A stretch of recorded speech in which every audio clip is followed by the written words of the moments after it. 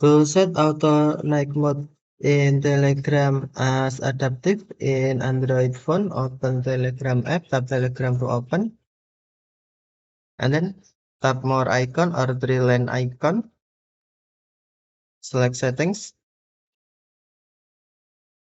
Next tap settings,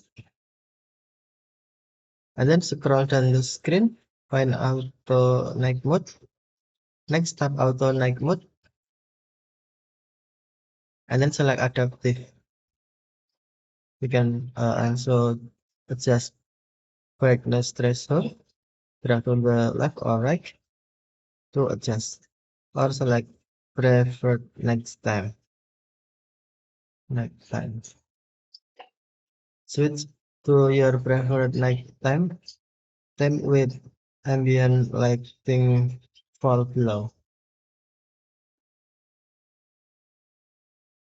Okay, thank you for watching. Have a nice day.